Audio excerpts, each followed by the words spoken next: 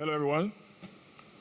Thank you. It's nice to be here among you guys this morning. I believe we have a lot of professionals here from cybersecurity and the digital world.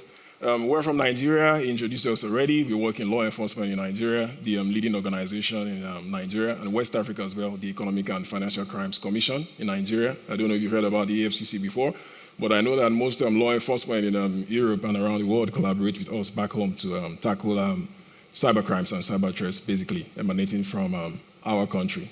And as you know, you've heard a lot about Nigeria like being one of the hotspots for cybercrime, but we do a lot about it, as you will learn from our presentation and slides.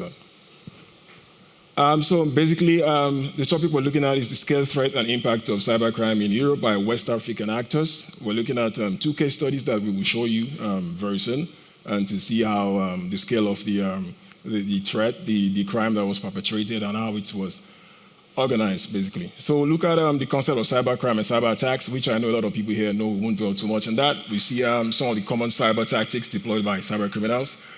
West Africa and cybercrime, you would see that West Africa is not just relaxing on their laurels and accepting the scale and the threat and the reputational damage to the continent. You see West Africa do a lot about that. And we have some empirical findings from Nigeria and Ghana, most importantly, because if you take up your phone now and check the internet, you see that Nigeria and Ghana are leading countries for cybercrime in West Africa. And of course, you'll see very soon from the data we'll show you that most European countries and North America are mostly targeted as well. And we'll see some of the empirical findings, like I said, and motivators as well, very important, because crime is driven by certain factors, basically, and we will show you that as well. Then we'll see some cybercrime countermeasures in West Africa, the collaborative effort, instruments, regulations, and cooperation by law enforcement. Some case studies and some recommendations as well to stay safe out there, because the moment you log into the cyberspace, you know that you're at risk. There's always a threat, so you're not 100% protected. So you see what you can do as an organization or as an individual as well. So basically, we know before the advent of the internet and digital devices that can process data, we didn't have anything called cybercrime. It was maybe what you can see as computer crime, basically to commit basic forgeries, presenting documents. So, but now with the digital advent, you see that what we have as cybercrime has come into play. And it's not going to leave us, because we keep developing new typologies of technology, and we leverage them, because you can't even run a business today without the internet. So once you use that, the attackers out there trying to take advantage of your lapses. So cybercrime, basically, we know the use of a computer device and the internet to commit a crime in the cyberspace, basically. And it involves cyber attacks, and it encompasses fraud, identity theft, attacks on computer networks like, systems. And most importantly, it's usually for financial gain, basically. You don't most people or cyber attackers do not pick up their computer and just want to do it for fun, basically. It's rare to find such situations. So the concept of cybercrime, basically, I would let my colleague take that, and I will take over again when we move to another space. So thank you. This is Faith. Yeah. Hello, everyone. Good morning. Good morning. I'm happy to be here today. Like my colleague have said, I'm from the EFCC. EFCC is the Economic and Financial Crimes Commission. So without wasting much of your time, so I want to ask a question, please. So if, has anyone here gotten a message, maybe an email, a phishing email before? Just show by the raise of a hand. Okay. Then I'll ask another question, a follow-up question. Has anyone here felt like people that responded or fell for it were stupid? Okay. They're not stupid. So, but by the time we're done with our case study analysis and all of that, you get to see other examples and all that. So the concept of cybercrime and cyber attacks, exploiting vulnerabilities in computers, systems, network, and all. Cybercrime, we know, I can't be going in details what cybercrime is, but basically using the internet, computer systems, networks to carry out fraud, crime, and then for the purpose of stealing information, gaining authorized access, disrupting services, and what the result of this usually cause financial losses for the organizations or for the companies, and also reputational damage. We've seen the likes of this, so many examples around us. The Marriott data breach and all of that. You'll see that it usually affects their reputation. Most times, they spend so much money trying to, either treat or to save their face, or they're paying fines and all of that. So according to Solito, in 2020, he predicted that by the end of 2025, the cost of cybercrime would have been up to $10.5 trillion. This particular has been cited by many cybersecurity companies and in their reports as well. The common cyber tactics deployed by cybercriminal. Now, this list is not exhaustive. We are looking at this based on the West African perspective. So phishing is, you can agree with me that phishing is like 90% of what cybercriminals use most times to gain initial foothold or initial access into organizations. Identity theft, data breaches and hacking, ransomware attacks, when it encrypts victims' data, demanding for ransom or payments before they can release the key. Illegal content distribution, this is becoming very, very popular in West Africa.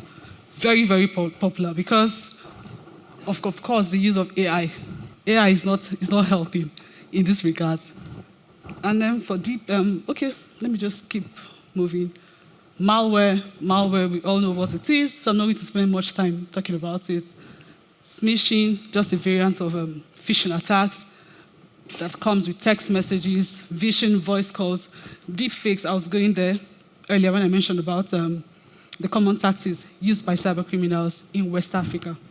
So for deepfakes, we can see that, so these days they use it for sextortion, digital sextortion. So you find out West African actors, what are they doing? They go online and then they create deepfake images of you, not you here, of people, and then they use this to extort them, get money from them, and all that. West Africa and cybercrime, the scale and impact. According to a report by Interpol, it's an African cyber threat assessment report that was conducted in 2025 between May and June 2025. In their report, they said about 36 out of 54 African countries, they classify cyber-related incidents as medium to high priority crimes, indicating a clear upward trend.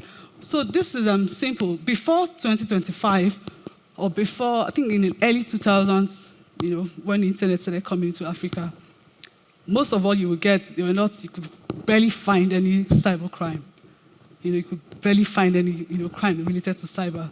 But now, over 30% of all reported cases are cybercrime.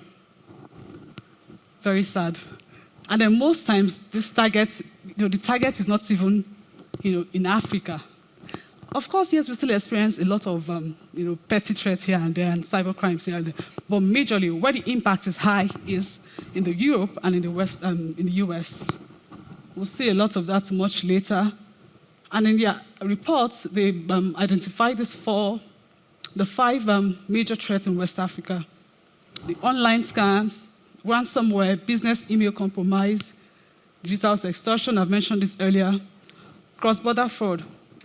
So now, in Africa, of course, the rate of unemployment is quite high, as we speak, and these people don't even have the technical expertise to carry out this fraud.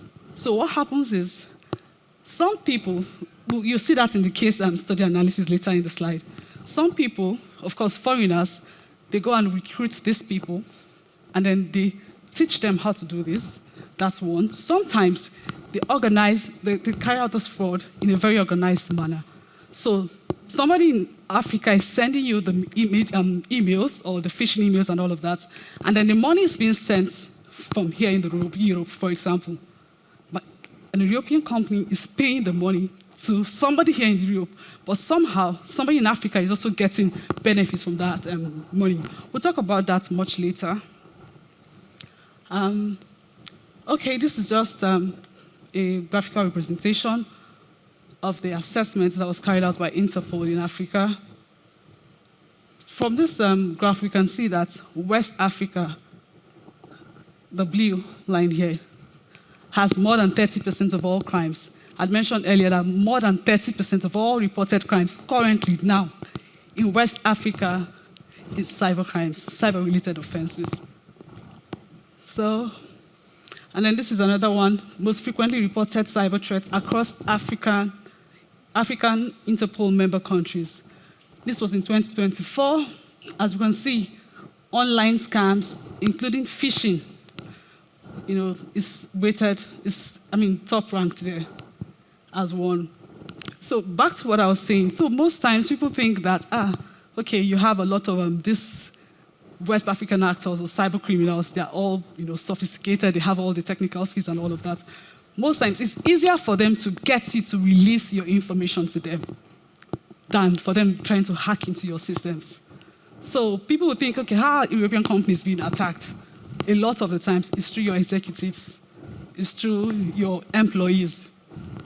Okay, so, and then the impact of cybercrime, I started talking about this earlier. We know about the financial losses. It has caused companies, individuals, governments too. Reputational damage, I've mentioned it before, damage to national reputation. So I think in this, for this particular line, or this impact, I think West Africans have suffered more, most from it. So I'll give an example. Does anybody here, has anybody heard about the Nigerian prince scam? The Nigerian prince scam, if you heard about it, just raise your hand. Nigerian prince scam, it's very popular. It's not new, it's old.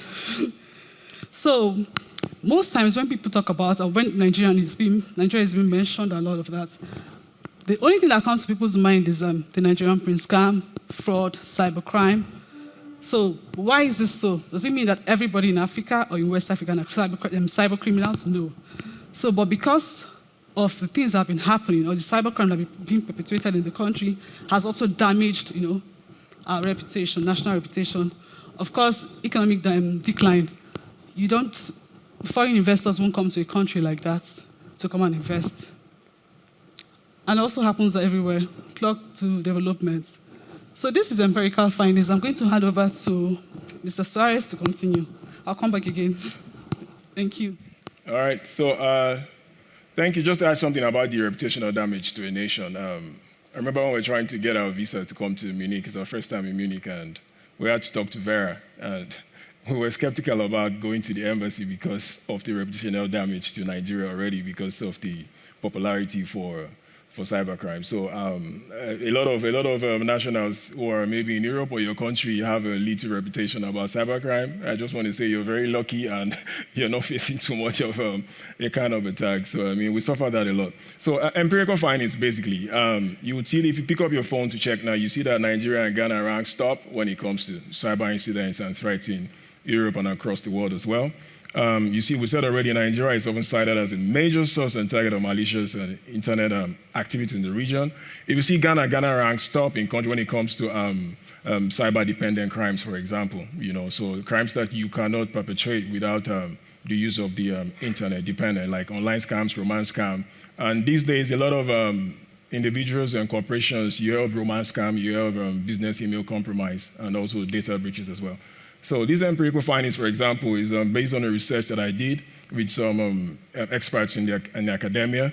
So in this methodology, let you see that we used 100 case files of convicted cyber criminals in Nigeria. For example, the study is based on data from Nigeria and cases investigated and prosecuted by the Economic and Financial Crimes Commission. So we use 100 case files, that's the methodology. And how we analyze it, we use document analysis, we use judicial data, conviction records from the courts, and investigation reports, as well as the statements used, volunteered by the cyber criminals as well. And although you would see that the USA ranks really high, even if you pick up your phone now, the US is mostly targeted. They are a country that is highly dependent on technology and digital solutions as well, just like Europe. But if you look again, you would see that we have a lot of European countries there as well. You see Austria, you see Hungary right there, you see the Czech Republic, you even see Germany there as well. So one of the participants or respondents here targeted German companies and citizens in the analysis of that case. And you will see there's Poland as well. You will see there's Portugal. You will see Australia. You will see Russia and Croatia as well. So you can see that the span or the outreach of cyber crimes and cyber attacks, it knows no boundaries. So these are like empirical findings 2025. Most targeted countries around the world. There's Europe there, and there's the USA there as we're ranking a lot more. So this is from another study, 2024, last year. And here we used about 50 case file analysis, and you see the USA comes top again, but as well, you see about 15 of the criminals there were not targeting just the USA. Global means that they were targeting vulnerable victims and organizations across the globe. So as you can see, not just the USA, but the European countries, you see one of them was targeting Poland as well. So there's New Zealand, and globally it goes round and round like that. So there's no safe space anywhere. So you look at the common cybercrime schemes. Cybercrime is like an umbrella word. It covers everything, but there are typologies and schemes. So prominently, you see, this is from the 100 case file analysis, academic work that we did research. You would see crypto investment scams ranks there. You would see advanced fee fraud, like the Nigerian Prince scam is based on advanced fee fraud. You're told that you want there's a treasure somewhere, you need to pay an amount of money to benefit out of the inheritance, basically. And you see the one that ranks really high, you see it has 75, the highest, romance scams, credit card fraud, and cyber impersonation. Cyber impersonation can take different dimensions, like you know, because to impersonate, it means that you want to forge your identity. You can forge your identity to do a lot of things. Even in BEC scams as well, you cannot use your identity. And the anonymity feature in the cyberspace and the internet is one of the downfall or the pitfalls of the internet, because you can assume any identity and deceive anybody into interacting or dealing with you. So the scheme that is most popular, which everybody should look out for, romance scams, credit card fraud, and cyber impersonation. You find out a lot of digital platforms merchants want you to process payments. You have to impute your credit card details or your debit card details, and if it's not a secure platform, it's really risky. So we found a lot of payments done out of Africa. If you trace the IP, you see, even if you use a VPN, you can trace it back with advanced technology. You find out that the credit card details belongs to foreigners, and those were victims who are being socially engineered to surrender their information as well. So it's really a big problem down there. So, of course, cyber criminals, you know, from West Africa, based on the studies I've carried out and from my experience, is usually financially motivated. It's not like the activists that want to maybe protest, you know. Maybe they want to, they have problems with the government. Basically, you want to protest and you disrupt critical infrastructure that relies on technology. No. In West Africa, as you would see, some of the motivators, you see why a lot of young people in West Africa engage in cybercrime and cyber attacks. So it's usually financially motivated. And because fiat currencies, for example, the local banks has all your information. So the money will still come back to the local bank in Africa, but they try to just do it as anonymously as possible. So from this study, 2025 study, also from convicted cases of cyber criminals, you realize that if you look at the score point there, you see the highest rate is 27%. Strictly Bitcoin wallet, you can extend that to all crypto wallets, basically. So it has some anonymity feature, definitely, but it's not totally anonymous. With advanced skills and tools, you can actually unravel or identify who's behind it. But they try to make it as anonymous as possible. And depending on how smart or how tech-savvy the cyber attacker or criminal may be, it may try to use other details as well to you know, have some wallet just to conceal identity. So you see that, and what we're learning from this is, or what I learned from this study is that you try not to make payments in crypto wallets. Try to make payments in ways that law enforcement can trace, or cyber security experts can trace when they're trying to unravel what kind of attack or where the money went to. Very important. So some of the motivators, very important, because we are from the criminal justice sector, and we believe that you must understand why something occurs, not just and how it occurs. It's very important to motivate, because you have to shape policies, you have to make regulations, you have to put out preventive measures, basically. So we try to look at the motivators from the 2025 study, for example. You will see that greed ranks really high, took 54% of out of 100. And 54, greed for me, you will see other instances, financial strain and greed combined together. You would see financial strain and pressure. You will see financial strain and greed. So everywhere you see, greed plays a very key role. And surprisingly, as you know that West African countries, they are not really advanced, classified as third world countries, but you see economic hardship was only one respondent from there. And it doesn't mean that if the economy is so bad and there's bad development, bad governance, it doesn't mean you resort to crime or cybercrime. Because we found out from studies that most victims of cybercrime, be it an organization or an individual, they suffer a lot of loss, not just financial loss. For the individuals, you suffer psychological stress. Some even commit suicide as well. So it's really bad. So from this study, I realized that cybercrime, if it's financially motivated, basically, it's a personal decision, whether you want to do it or not. Because if greed ranks high here, for me, it means that it's not really about the economy. It's not only about how bad there are no jobs. It's about the individual, because from what we understood when we investigate and prosecute these cyber attackers and criminals, we realized that it's something they just want to do for fun. They want to get quick money, and they really do not appreciate the consequence of what they're doing. And it comes back to bite everybody, irrespective of who you are. I'm a prosecutor, she's an investigator, but you can imagine trying to get out of the country to attend a conference, do a presentation, interact with people internationally, yet you suffer for what these people are doing. And it's why we thought we should carry out this study, try to roll out more revelations. And this is a study based on Ghana. Ghana did this as well, it was part of the others as well. You see, 70% of cyber attacks originating from Ghana involves impersonation in the cyberspace, basically, very high. So it's very important for businesses and individuals to try to double check and be sure who you're dealing with, particularly when maybe it's from Africa or maybe from anywhere around the world. And you see that many Nigerian criminals, as you see, are relocating to Ghana due to factors such as fear of prosecution in Nigeria. We'll show you some statistics very soon. We do a lot of high level of prosecutions. And Ghana's developing digital economy as well. Ghana is fast developing when it comes to technology as well. And the increase in the internet infrastructure is Ghana as well. It's also one of the motivations. So what are the countermeasures, for example, in West Africa? West Africa, Nigeria, and other countries in Africa, they're not just sitting back saying it's fine with what we're hearing about our citizens or about the country out there. No, there's a lot being done. 39 of 54 African countries, including they have cybercrime legislations, designated agencies as well. Like Nigeria, we have the EFCC. We work a lot on cybercrime. And other West African countries, you can see Cote d'Ivoire, Senegal, also have cybercrime legislations substantively and procedurally. And international cooperation as well. Nigeria and a lot of countries as well, Ghana, Senegal, Cape Verde, Mauritius, are signatories to the Budapest Convention on Cybercrime. Do we know the Budapest Convention on Cybercrime? The Cybercrime Convention in 2004? Anyone?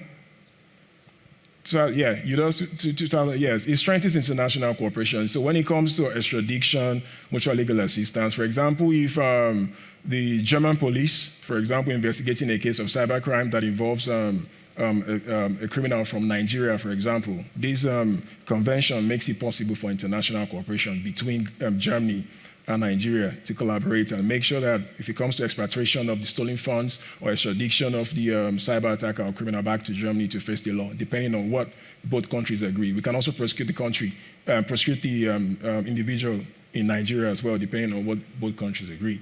So some of the efforts from Nigeria, we thought we should share that with you. In 2020, as you can see, we had 539 convictions related to cyber crimes only. No other crimes. In 2021, it went up to 776, as you can see. And in 2022, we had one of our highest convictions rate in Nigeria. We had 2,847. Then in 2023, some preventive measures I will show you that we deployed made the numbers go down, 1,084 in 2023. And 2024, as you can see, it went up to 4,111. Convictions. And more than 75% of those convictions in 2024 were related to cybercrime offenses, various ones. And the asset recovery, as you can see, keeps going up. And in USD, that's more than 237 million USD recoveries made.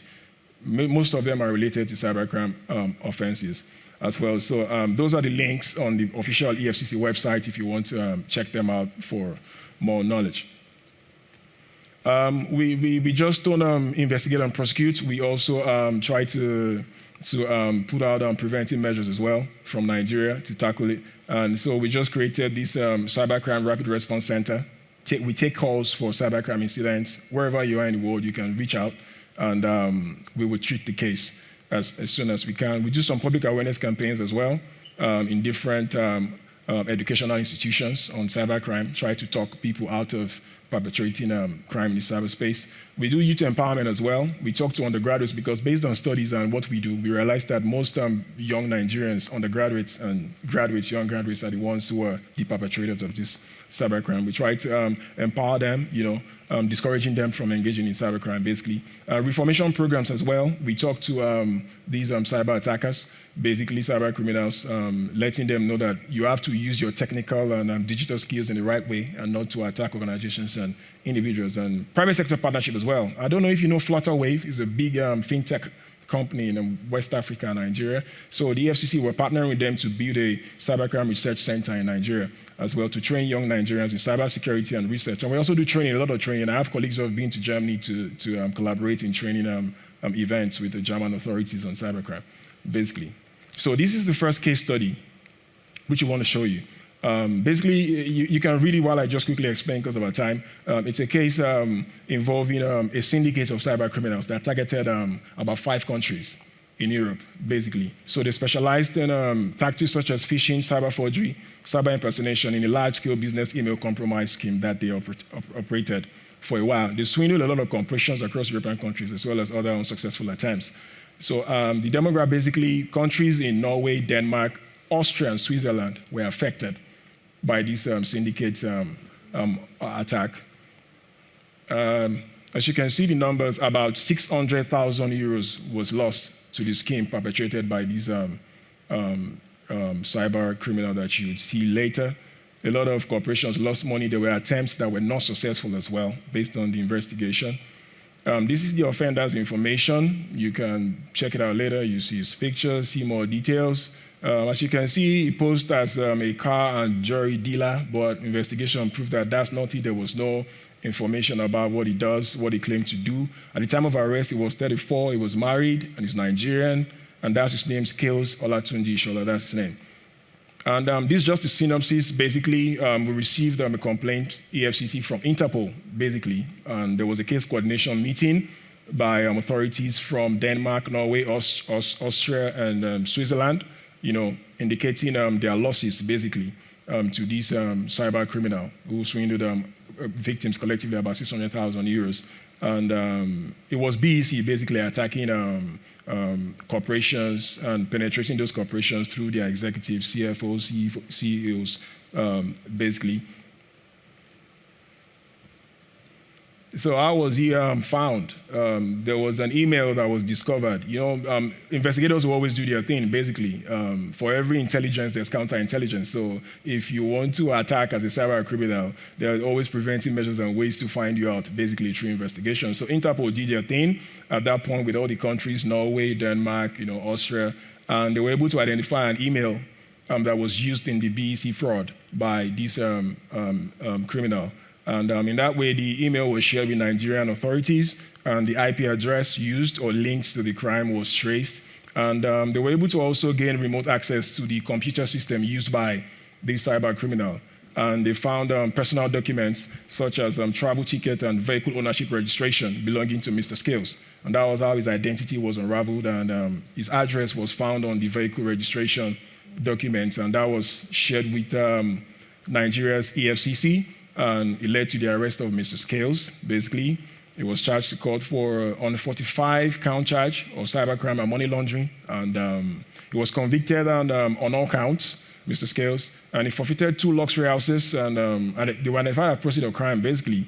And all the money's bank accounts were frozen and repatriated back to the victims in these countries, of course, through international cooperation. So how was the investigation done? IP tracing, very important. You cannot be in the cyberspace without an IP, basically. So it was an important tool for law enforcement to trace the IP. And even if they were using a VPN, they were able to penetrate it and unravel the real identity of the cyber criminal.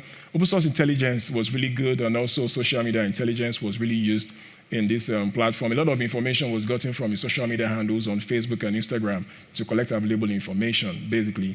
And digital forensics on the mobile phones and laptop recovered from the suspect as well yielded a lot of positive leads and evidence that was used at trial. And also polygraph examination. I'm sure we know about polygraph examination, right? The lie detector test, basically. It was really used in this investigation because we thought that we should go further than the ordinary, more go beyond the conventional. And it was a very strong evidence that the judge relied on. Because you remember I said he lied that he dealt in luxury cars and juries, which was a lie. So, and there's no one-size-fits-all when it comes to cybercrime investigations. So every case should be investigated based on the facts, type of evidence required, complexity, and technicality, presented, basically. So what did we learn? Cyber fraudsters hardly work alone. It's like organized crime today. Cyber organized crime, that's what it's called. You don't work alone. These days, somebody's defrauding the organization or the individual. Another person is trying to get the money out. Another person is trying to launder the money, wash it clean, basically, clean all the traces. So organizations are still vulnerable to BEC attacks, basically, up to today. But we're going to show you how, basically how you can navigate that. International cooperation is essential in tackling cybercrime. And also public-private partnership, like I showed you earlier, with Flutterwave. And I'm sure in Germany as well, the government will partner with private cybersecurity organizations as well to tackle it. There's a lot of funds in the private sector. A lot of tools are there. You can acquire a lot of tools. So and also polygraph test, it's important to start deploying it also as well in cybercrime investigations, if allowed by the laws in Germany or in another jurisdiction. So that was a decided case. I'll hand over to Faith now to tell us more about the big one, very big one that happened late last year and into this year. Thank you. Thank you.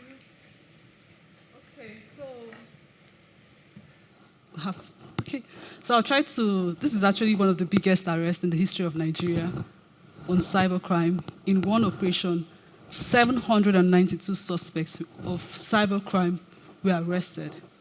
And then out of the 792, we realized 193 were foreign nationals from China, Philippines, and other Asian countries, and the Middle East as well. So how was this done? Now, the modus operandi,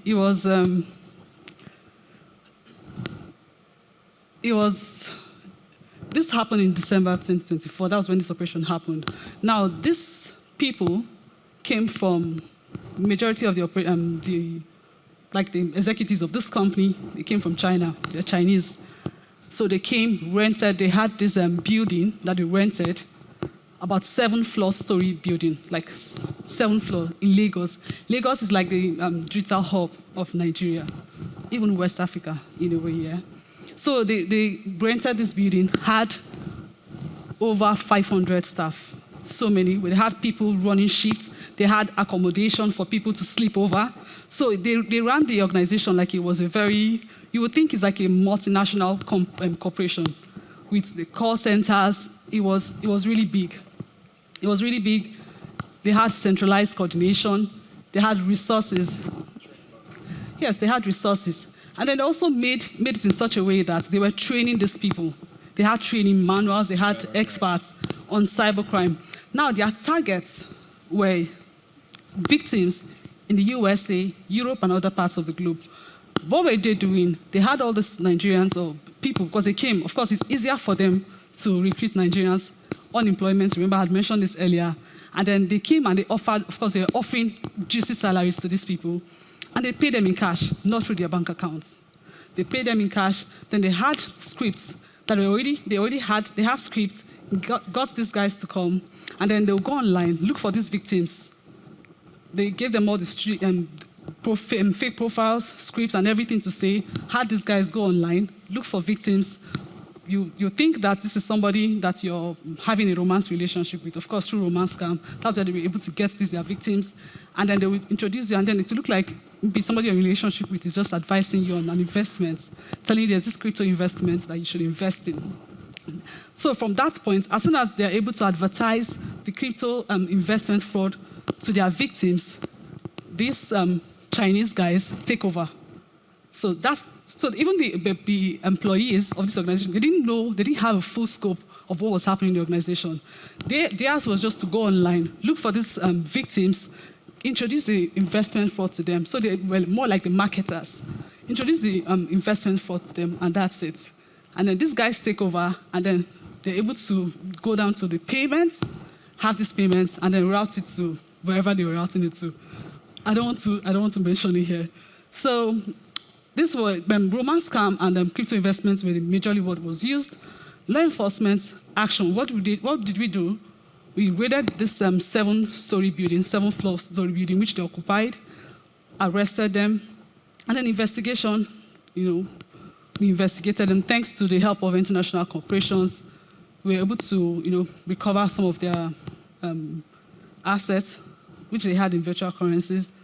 We convicted some of them, and then, I think the picture is in the next slide. So and then we deported about 102 of them so far. This case, if you see, is still partly decided, it's still ongoing. Now, as I speak with you, this is just a picture of, you can see my colleague there, EFCC. These were some of them that have been convicted, and then they were deported. This is Lagos Airport. This is a real picture. You can find it on Economic and Financial Crimes Commission Twitter handle. So this is just what it is. I said it's one of the biggest. So what did we learn here? Of course, address the root causes, global and international cooperation. If we didn't have this, there's no way we would have been able to crack this case, because we had to follow the money. They were not sending this money, it wasn't cash, it wasn't through their bank accounts, it was in cryptocurrencies. So then policy and regulatory response, combat foreign-led cybercrime networks. If you are to fight, cybercrime is borderless, it's faceless. It's not one country. One country cannot fight it alone. You have to fight it together with, you need international cooperation to be able to fight cybercrime. What individuals can do, this is just a recommendation from what we have observed and from my experience as an investigator. I've realized that most times they use the individuals. Is because, of course, companies spend a lot of money trying to secure their system, they get cybersecurity solutions, try to do all of that. Now, it's very difficult for these guys to go there. So what do? They go after the individuals, your employees, the executives. That's what they do. It's easier. So strengthen your account security, passwords and all, verify identities and spot red flags. So by the time they come with this investment, or if you see this investment, because the platform they built is their platform. They built this Chinese guys, they built the platform. You are thinking you're buying USDTs or crypto, and then you're transferring to their accounts, but everything is theirs. It's coming to their pocket. So if it's an investment and it feels like it's too good to be true, then it's not true. Avoid oversharing, especially sensitive information. You go online, you meet somebody online, and the person is telling you, and then because you think you're in a relationship with this person, you open up, you're telling them where you work and everything. What they are doing on you is reconnaissance. That's what they are doing. They're gathering information and that they will use to exploit you and your company.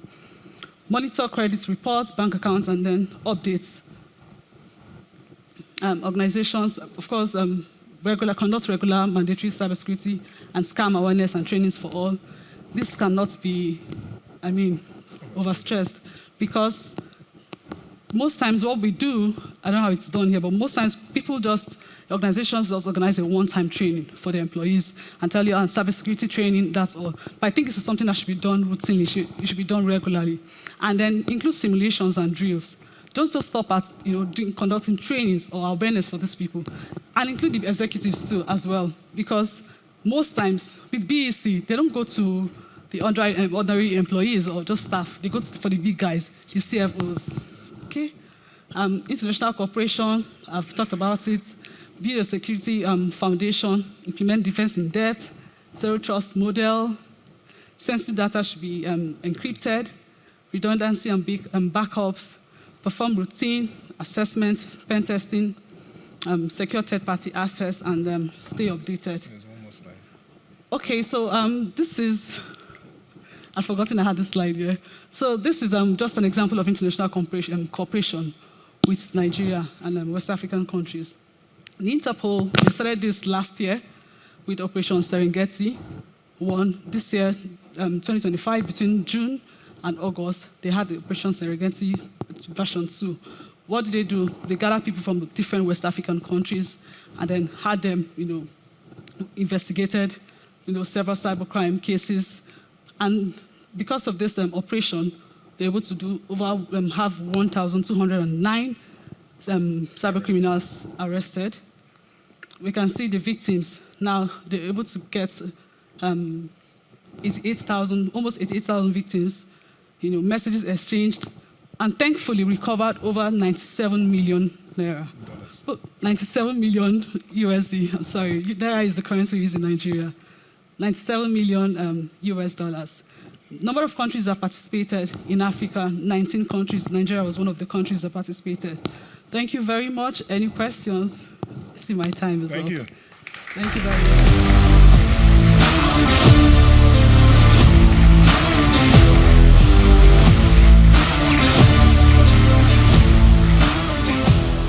So unfortunately, we are a little bit over the time, so I would ask you kindly to take the questions and use them later in the day. And Okay, that's the fine. two of them are your today and tomorrow as well Yes, on the very conference. So you can use the next break, which is right around the corner, which is our lunch break. But until I let you go into the lunch break and let you go all out on the buffet, I have one very critical task for you. You can take out your app and you can rate this talk from these two very great speakers with 1 to 5 stars, which of course we all know which direction you want to go, right up.